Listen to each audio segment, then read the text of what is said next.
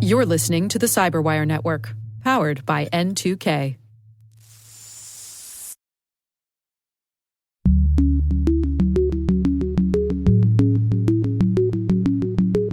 The easiest way to describe the strategy is to say that it is composed of 4 pillars. Those 4 pillars are to equip every American with foundational cyber skills, transform cyber education, expand and enhance America's cyber workforce, and strengthen the federal cyber workforce. That it's really a strategy that is dealing with how do we solve this cybersecurity education problem that we have. Hello, everyone, and welcome to Caveat, the CyberWire's privacy, surveillance, law, and policy podcast. I'm Dave Bittner, and joining me is my co-host Ben Yellen from the University of Maryland Center for Health and Homeland Security. Hello, Ben. Hello, Dave. Today, Ben has an update on the reauthorization of Section 702 of the FISA Amendments Act. I've got the story of a Virginia game warden confiscating a trail camera without a warrant. And later on the show, Kathleen Hyde of Champlain College Online is here to discuss President Biden's national cyber workforce and education strategy and its potential to scale up the cyber workforce and bolster economic security. While this show covers legal topics and Ben is a lawyer, the views expressed do not constitute legal advice. For official legal advice on any of the topics we cover, please contact your attorney.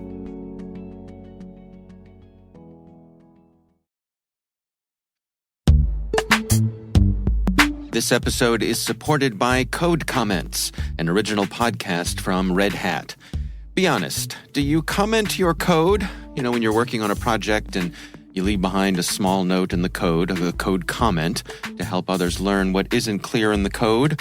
Sometimes we leave comments for other people. Sometimes we leave comments for ourselves, a type of breadcrumbs. There's a lot of work required to bring a project from purchase to production, and the documentation doesn't always cover changing team dynamics. So the Code Comments podcast, which is hosted by Jamie Parker, he's a Red Hatter and an experienced engineer.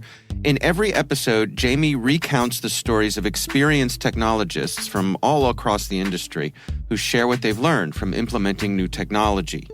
So if you're interested in real stories from real people going through real change, check out the Code Comments podcast. You can search for Code Comments in your podcast player. We'll also include a link in the show notes. My thanks to Code Comments for their support.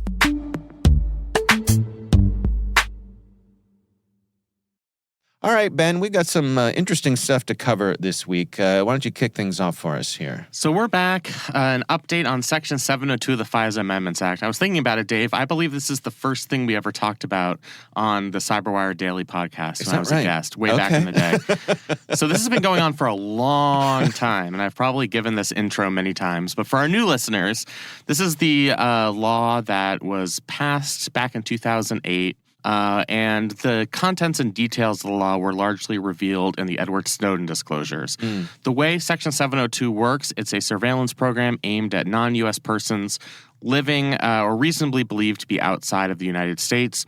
The government can collect various types of online communications, either through service providers themselves or in what's called upstream collection over the internet backbone. The collection itself is warrantless. Now, a lot of people would say, what's in it for me? I don't care if we're surveilling non-U.S. persons reasonably believed to be outside of the United States. The big problem here is incidental collection. So if you, Dave Bittner, are talking to an overseas target under Section 702, that all goes into a giant database. The database currently, in most circumstances, is searchable without a warrant. So it's kind of a backdoor search mechanism. This was last reauthorized in January 2018 and is up for reauthorization at the end of this year. So we have about 2 months left to get Section 702 across the finish line. Now, if it doesn't go across the finish line, does it sunset automatically? It sunsets. It expires. Okay. So something has to happen. Right. The backdrop around all of this is that basically every intelligence official from every presidential administration says that this is the crown jewel of our foreign intelligence apparatus. We need Section 702, they say, for everything from counterterrorism to cybercrimes to ransomware. It's just an invaluable tool in countering all of these threats. Even like the Privacy Civil Liberties Oversight Board within the executive branch has done research on this extensively. They've put out 2 reports, and despite some major compliance failures, Section 702, they say, is still extremely valuable. And in the few federal cases where it's come up, the searches have been upheld as constitutional, even despite this incidental collection of U.S. persons' data. So what's the problem here, Ben? I know. That's a lot of background. Get to the point. So we have a bicameral, bipartisan proposal in Congress that would introduce a warrant requirement to Section 702. Sponsors in the Senate, Ron Wyden, a Democrat of Oregon, Mike Lee, a Republican of Utah, in the House, Warren Davidson, Republican of Ohio, and Zoe Lofgren, Democrat of California. This would be the Government Surveillance Reform Act. So no Elizabeth Warren? I'm surprised that she wasn't on this. Was it her day off? She might sign on. I'm sure she'll sign on as a co-sponsor. All right. So this would, first and foremost, reauthorize Section 702 for 4 years. It would explicitly prohibit the collection of U.S.-based communications. And most importantly, it would institute a warrant requirement for searches of U.S. persons in the Section 702 database. So there are a number of exceptions to this warrant requirement in the proposed bill. If there is an imminent threat of death or serious physical harm to others, then the federal government would be able to conduct a search of that database without a warrant. An interesting exception when a third party legally consents on behalf of the person that the query is about. So we've had a couple instances where members of Congress have been victims of cyber attacks, and some information about who attacked them might be contained in that Section 702 database. So if they consent to a search of the database of their name because they believe themselves to be the victim, then that would be another exception. Oh. But this is really the big solution to this warrantless surveillance issue, that we have this database where our federal law enforcement agencies can search it, and the FBI does, without a warrant for evidence of criminal activity from U.S. persons. Now, if there's an outstanding criminal warrant to get information on somebody, you could still search the Section 702 database. But without a warrant, you have to obtain a warrant, if that makes sense. So it all seems good, right? We have bicameral, bipartisan sponsors. The Biden administration kind of subtly said that they don't support this at this point because they think it's too burdensome and not workable. But they also admitted that they hadn't read the details of the proposal. And I think when push comes to shove, if they were forced to accept something like this, they probably would. Okay. Here's the issue. Time and Congress that moves as quickly as molasses.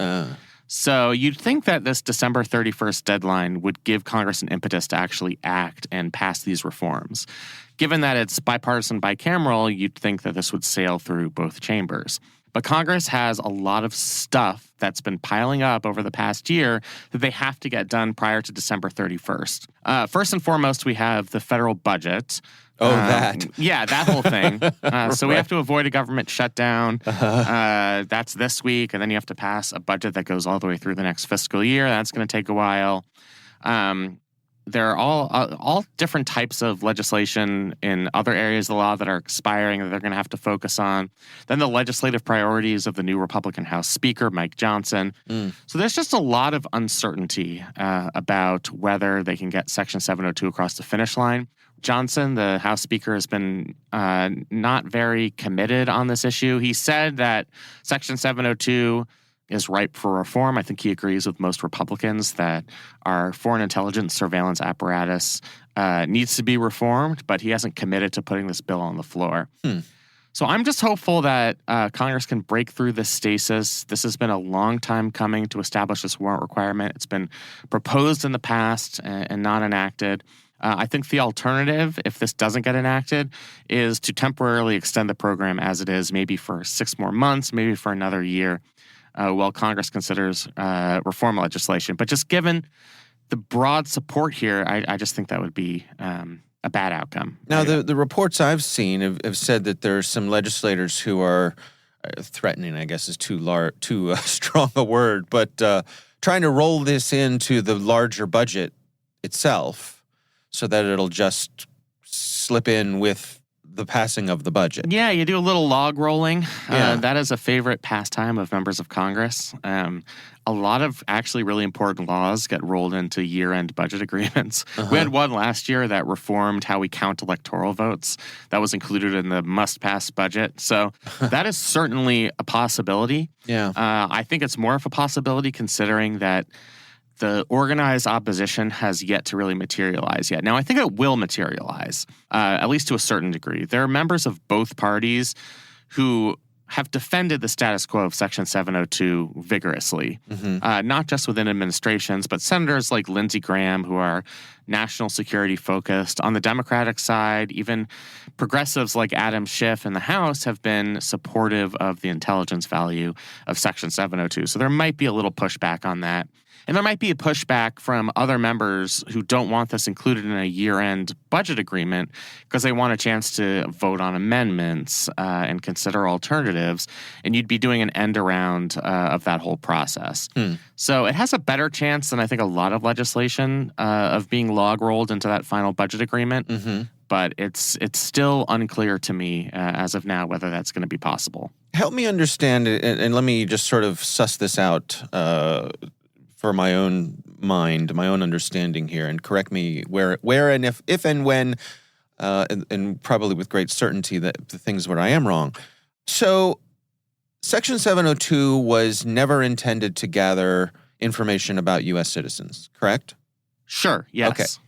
The collection of information about U.S. citizens has been a happy accident side effect of 702 as far as law enforcement's concerned. I don't know if I would necessarily call it a happy accident. Okay. I mean, we're taking advantage of the fact that the U.S. controls most of our communication, the world's communications infrastructure. So we had this issue prior to Section 702 where people's electronic communications were literally held within the United States, but we'd have to obtain a warrant to retrieve them. Right. And we, at least from a policy perspective, we didn't want to have to obtain a warrant as it related to non-U.S. persons. Right. I think that there was an understanding that there would still be this incidental collection and that this would be a useful way to figure out if U.S. persons were talking to terrorists. Yeah. So I'm not entirely sure. Maybe they would have said at the time this is not intended to apply to U.S. persons, but I think there was always a tacit understanding that a real benefit of this is finding out which U.S. persons are communicating with overseas targets. Right. So the reform on this intends to only make the warrant requirement. We will still collect all of the information, but you will need a warrant to search that database of collected information if a U.S. citizen is involved. Exactly. So Right. The warrant requirement would apply to search queries. There would be no requirement for the original search under Section 702 as long as it was properly predicated. Yeah. Now, Section 702 has to be authorized every year by the Foreign Intelligence Surveillance Court. Right. They have this funny pattern of writing these like 50-page reports on all these compliance incidents and how the FBI and the NSA have been sloppy with data, et cetera, but yes, we're going to reauthorize the program for another year. I see. It just doesn't strike me as being that a terrible burden. And of course, now, I'm not in the game here, so I don't know what it's like to be the law enforcement folks who are making use of this. But if the intention was never to gather information about U.S. citizens, doesn't seem to me to be that much of a burden to require a warrant when you are specifically targeting U.S. citizens that are in the database. Yeah, I mean, I think what officials with the administration would say is that any sort of action that would constrain the ability to quickly search that database. For instance, if you're not sure if somebody is a U.S. person under the definition of the law, or you're not sure whether an overseas target has moved into the United States, that's where there might be uncertainty as to whether the warrant requirement would apply, and that might hinder our efforts to confront terrorism. I think that's a relatively small price to pay, but like you, I am not in the industry. I have never done a Section 702 search query. I've just talked about it a lot. Is there any opportunity to put the warrant requirement farther down the line? In other words, I don't know, the ability for the judge or a prosecutor or somebody to later throw out the evidence that was collected this way after the fact. So that mechanism already exists. So under FISA, the prosecuting party in a criminal case, the government has to reveal that any evidence derived from Section 702 came from Section 702 surveillance, and then the defense can seek to suppress that evidence. That's generally what's happened. I see. The issue is that information on the U.S. person has already been collected, And from a legal perspective, what courts have said is this is basically equivalent to incidental overhear. So let's say in a different context, you and I are mob members. Yes. And the government has put a wiretap on you. They had probable cause. They got a proper predicate to wiretap your phone. And you and I have a phone conversation. Sure. And they hear me saying something incriminating. Because they had probable cause to search you and got a warrant to search you, the fact that they overheard me admitting that I committed a crime, that is incidental overhear. They don't need a separate warrant to surveil me. That is admissible in a criminal case against me, if that makes sense. Right. That's the analogy here, and that's what courts have used, that this is incidental overhear. The search of the overseas target under Section 702 is properly predicated. So whatever happens in that communication is eligible for collection and criminal prosecution. So the way it currently works, it really is a backdoor search mechanism because you can start by searching that U.S. person, see whom they've been communicating overseas, and because that search presumably was properly predicated because you're searching that overseas target, whatever happens to that communication is eligible for collection and eligible for introduction at a subsequent criminal trial. All right. Sorry, that was a lot of legalese there. No, forgive me. Yeah, I mean, I suppose in some ways it reminds me of, you talk to your local law enforcement, your local cop, right? Your neighborhood police officer who says, if I want to pull somebody over, I will just follow them around long enough. They're going to do something wrong. Yeah. So it strikes me as being that kind of thing. I'll just keep looking for, what I'm looking for, and I'll find the thing I need to justify what I want to do. Yeah, I mean, we have mechanisms in our normal criminal justice system that allow law enforcement to do that. I mean, the fact that you can pull somebody over for a broken taillight means, hey, if you pull that person over and collect their license and see that they have outstanding warrants or smell the scent of marijuana, you can arrest them, you can search them, incident to that car stop. So we have a system that's already set up like that, and you can understand why it's set up like that. Sure. We want to nab criminals, and so kind of we'll take any proper predication that we can get, whether it's Section 702 or whether it's a broken taillight. Yeah. We want to get evidence that people have committed crimes. Yeah. All right. Well, we will have a link to this story in the show notes. My story is not entirely unrelated to our conversation here. This is from the folks at the 404 Media. This is written by Jason Kobler. If you have not checked out 404 Media, I highly recommend it. It's a group of journalists who spun off from a previous organization they were with, and they're doing some really interesting work here. Yeah, they are part of my regular news consumption diet now. Yeah. So we'll have a link to this story in the show notes.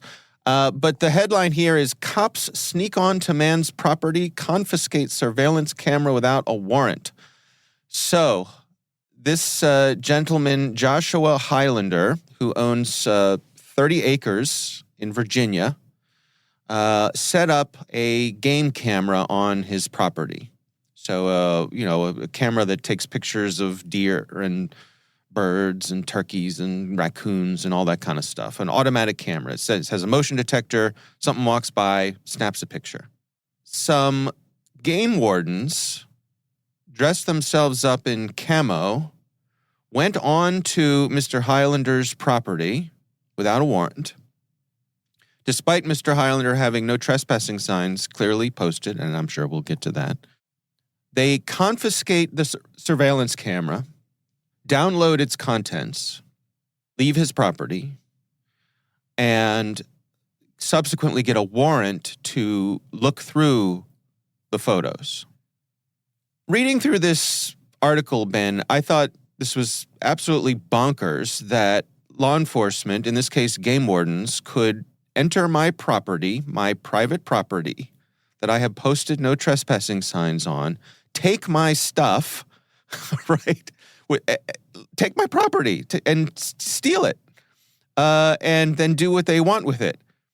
Then I learned in this article about the open fields doctrine, which was new to me. Yeah. So unpack this for us, Ben. What's going on? There is a lot going on here. This is a fascinating case. So basically, anything that law enforcement can see in, quote, open fields is eligible for warrantless collection. It really comes down to what the definition is of a person's property. The federal definition is a little bit more expansive than the definition in Virginia state law, which only applies to what's called the curtilage. That's like the bare area around your house. So the curtilage, just to make things simple, is like whatever part of your house is fenced in or is kind of the grass that's right next to your house, your front yard and your backyard. Where the area surrounded by the white picket fence. Exactly. Okay. And in all of our fairy tales, everybody has a white picket fence. So that gets complicated when we're talking about somebody with a 30-acre piece of property. What law enforcement's argument is here, or what the game warden's argument is, I feel weird even calling them law enforcement. I mean, I guess they are enforcing laws, but what their argument is here is that the collection was not within the curtilage. It was on somebody's property, but it was in an open field, meaning under Virginia law, that's eligible to be collected without a warrant. So it's just this dispute between what counts as the curtilage of somebody's property or what is an open field. And I don't know if there's a very good dividing line. Like, when does something stop becoming your curtilage and start becoming an open field? I do think what the law enforcement did here was probably ill-advised. Stepping onto somebody's property in camo, especially somebody who that day was hunting turkeys. Right. I'm not sure it was illegal. I kind of think that law enforcement has the better argument here. And I'm kind of reluctant to say that because to a layperson, it's like they just went onto somebody's property and stole their stuff. Right. That seems very illegal. What if I'd parked my car in the middle of my cornfield, right? For whatever reason. You know, I just washed my car. I wanted to dry off quickly, so I go park it in the middle of my cornfield. Can law enforcement come and take my car and it not be Grand Theft Auto?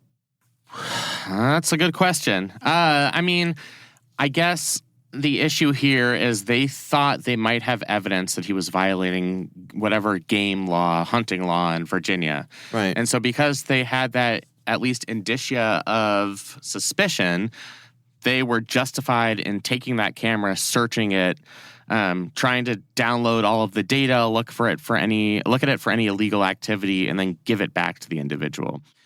I'm not sure how that would ever apply to taking somebody's car. I mean, I think this is very fact-specific. Maybe, though, like let's say your car is in an open field and there's evidence that you have contraband in that car, then yeah, I think through the open fields doctrine, if we're applying it in the same way that we're applying it in this case, then I think you could search it for sure. Well, let's put it back in the department of the game wardens. Let's say I had a pickup truck parked in the middle of my cornfield and there's a carcass of a deer in the back of the pickup truck. It would stink, probably. Yeah, right, but the game wardens would say that they were justified in entering my property, perhaps confiscating the truck and or the deer on the possibility that I had shot that deer illegally.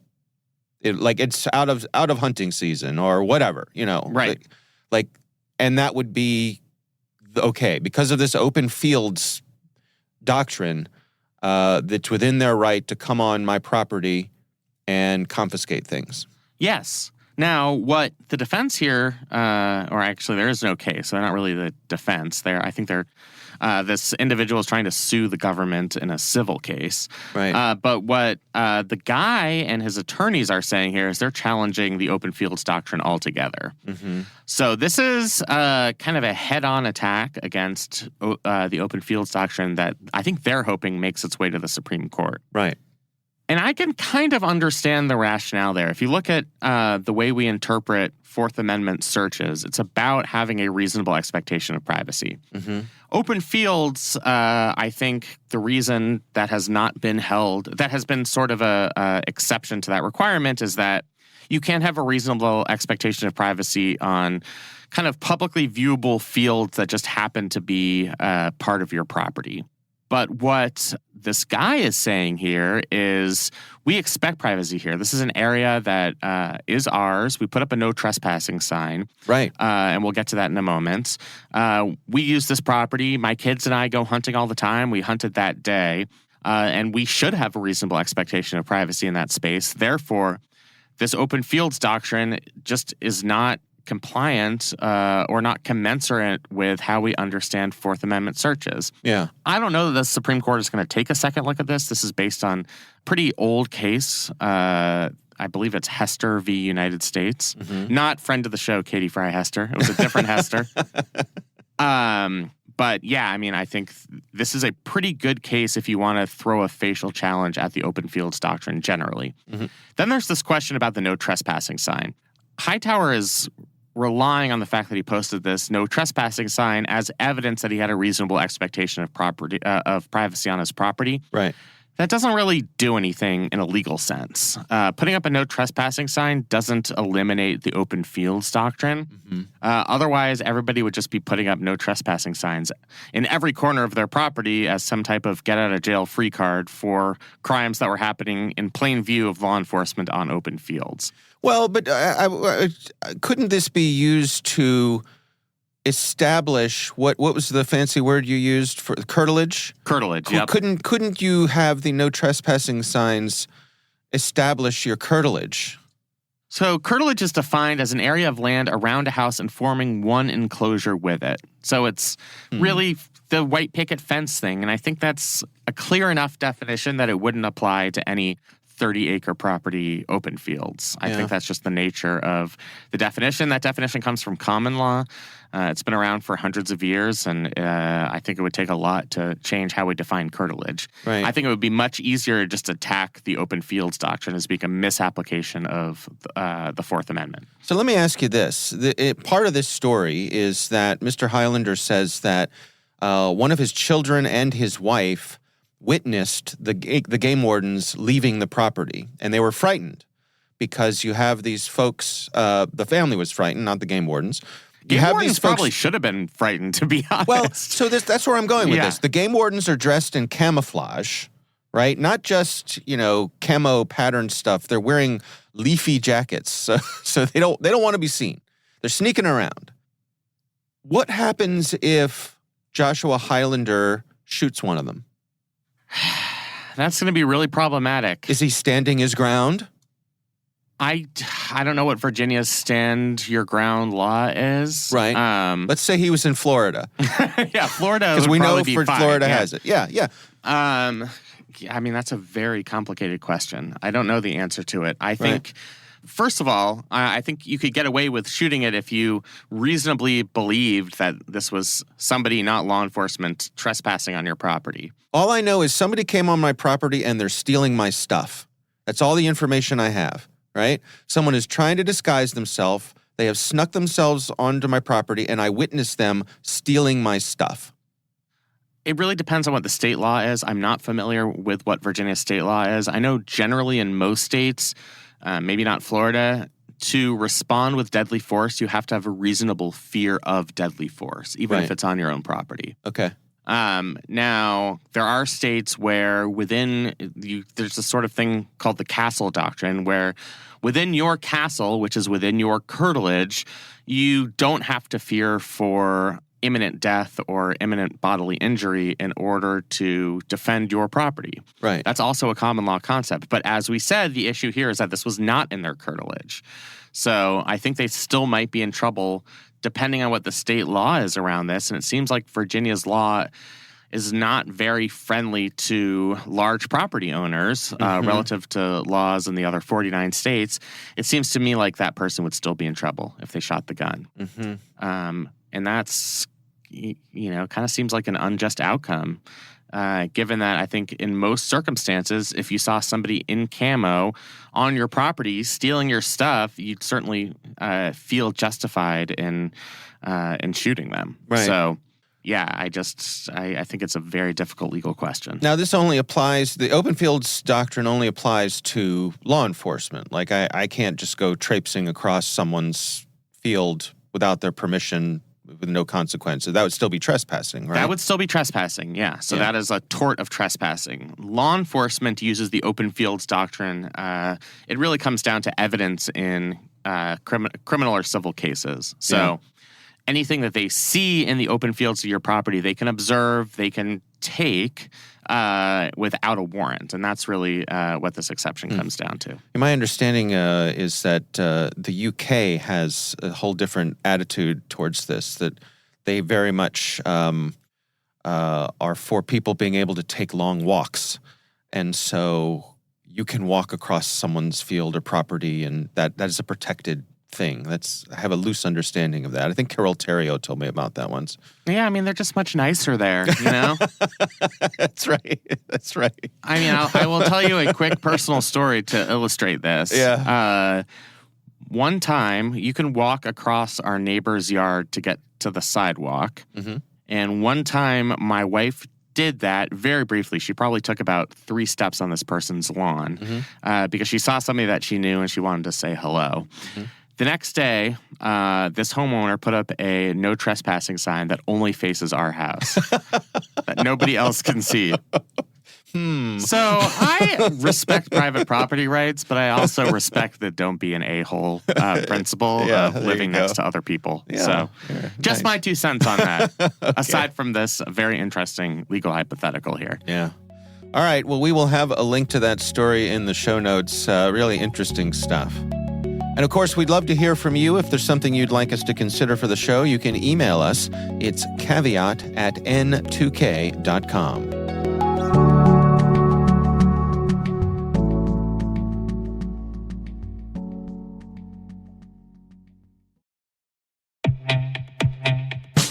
There's nothing worse than relying on a legacy SIM that your security team has outgrown, especially when it impacts your ability to detect real incidents. Hunter's SOC platform offers built-in, always up-to-date detection rules and automatic correlation that allows SOC analysts to focus on higher-value tasks that impact your organization. It's time to move to a platform that reduces risk, complexity, and cost for the SOC. It's time to replace your SIM. Learn more by visiting hunters.security today.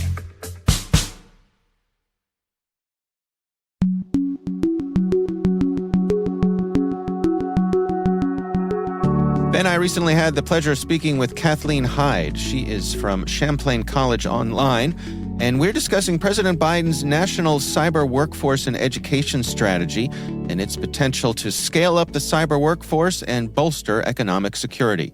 Here's my conversation with Kathleen Hyde.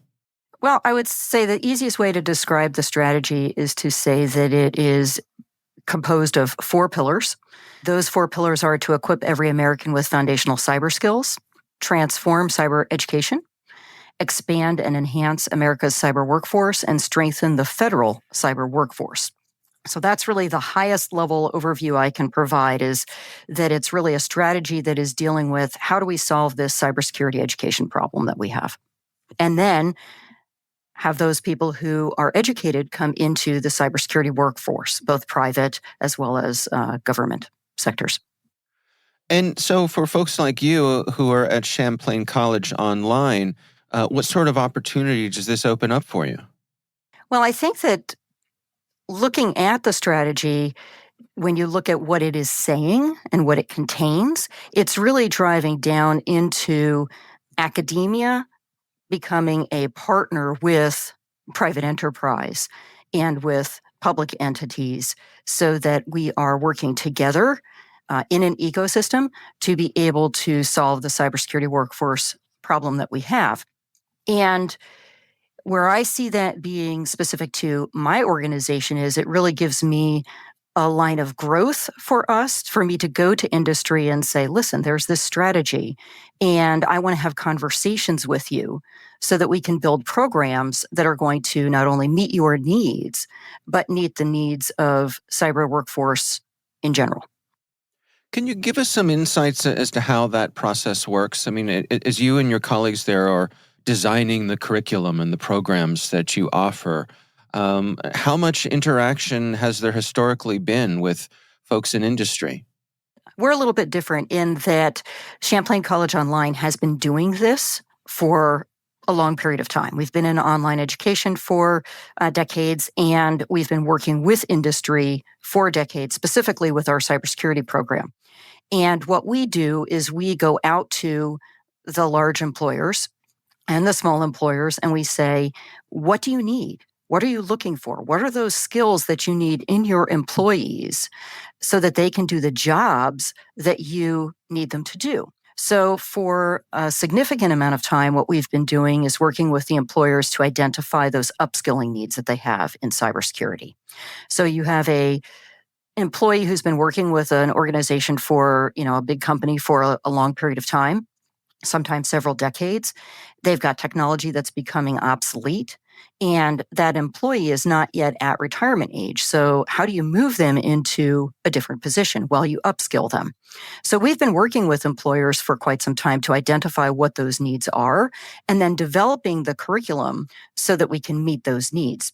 And then what we also do is we look at the needs of industry in general. That's by attending conferences, talking with industry partners there, and looking to the federal government with the NICE framework with cyberseek.org and assessing what the knowledge and skills are that are needed by cybersecurity professionals today, and then also looking to tomorrow. And so then we look at what we have in our portfolio, and we develop new programs to meet those needs, whether those are certificate programs or their bachelor's programs or their master's programs. Are there offerings out there for folks who may not be cybersecurity professionals but are still, seeking to improve their knowledge in that particular area? There are a lot of different offerings, and that's one of the things about cyber is that not everybody goes and obtains an academic degree so that they can become a cybersecurity professional, or they can become cybersecurity aware. And so there are courses that you can take that are online that are free.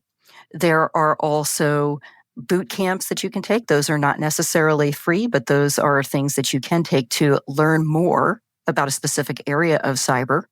Very helpful if you want to become a cybersecurity professional. You're looking to maintain your learning, because we all have to be lifelong learners in cybersecurity. And then there are the academic degrees, and then there are industry certifications where you could take courses to study for industry certifications, and you don't necessarily have to take the exam.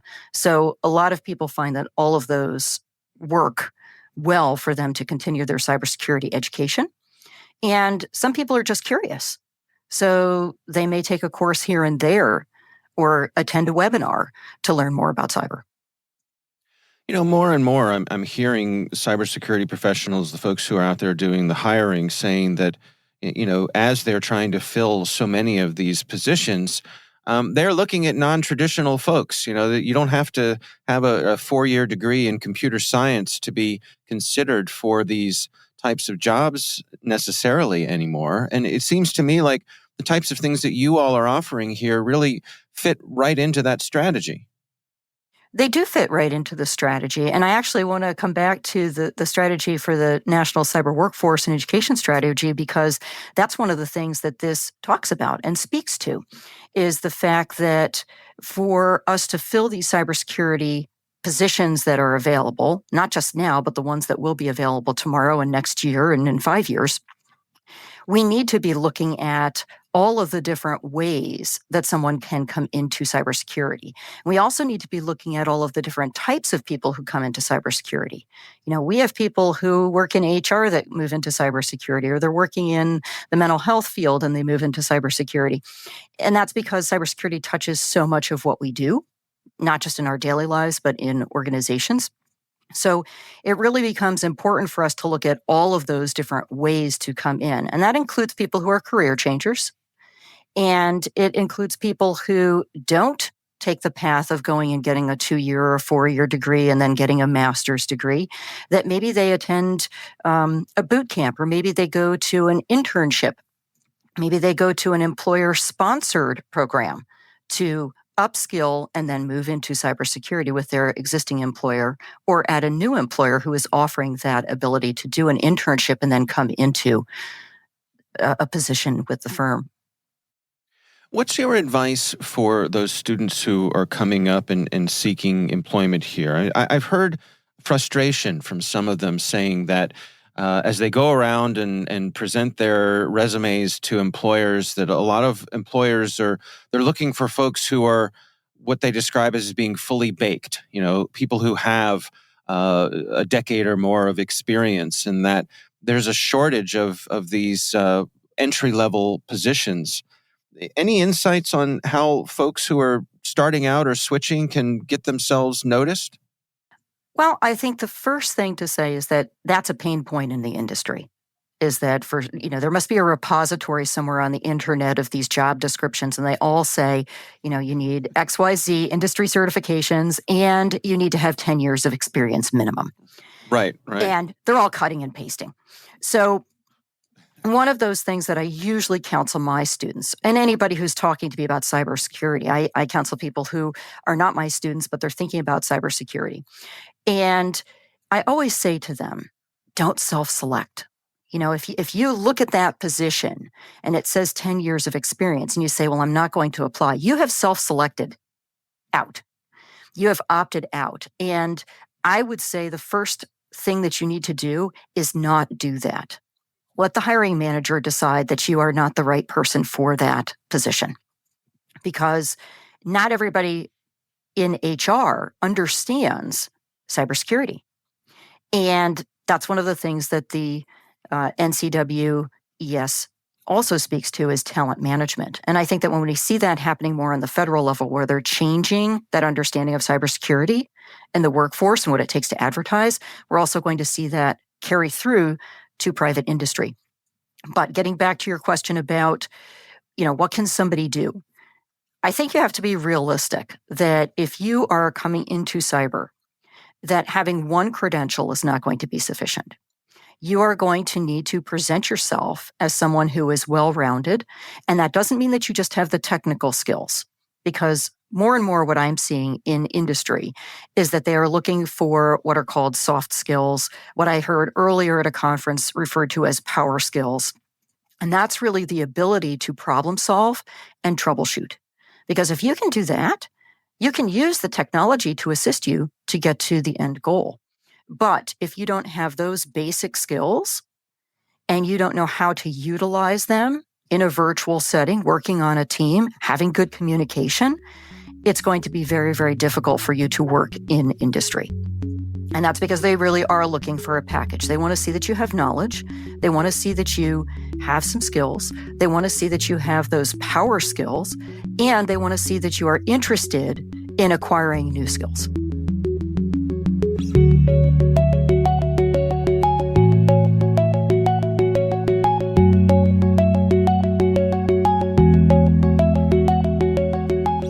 Ben, what do you think?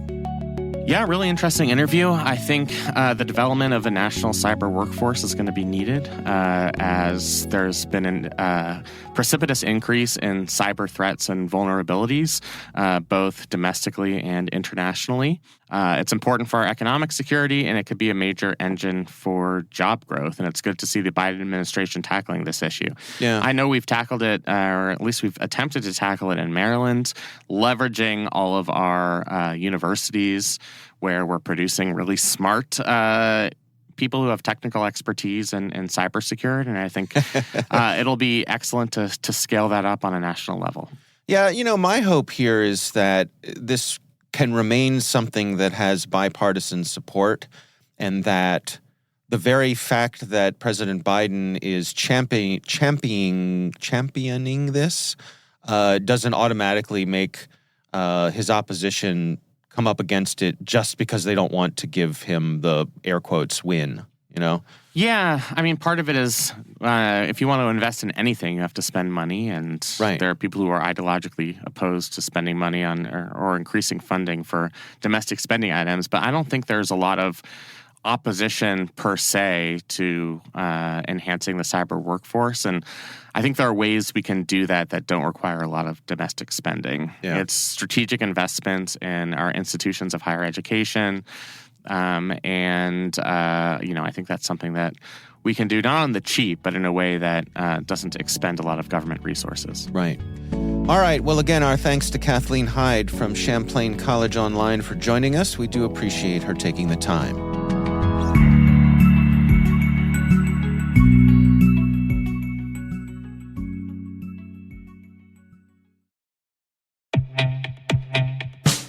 What's the true cost of a single cybersecurity incident? Try $4.3 million, and it's even higher in the United States. Each organization faces more than 1,200 cyber attacks per year. Tally that up, and you're staring down some hefty losses. Getting ahead of these threats requires the right technology for tying cyber risk to business impact, so you can add context to any risk decision, prioritize remediation, and report what matters most to your key stakeholders. LogicGate's Risk Cloud Cyber Risk and Controls Compliance solution makes all of that possible. Learn more at logicgate.com.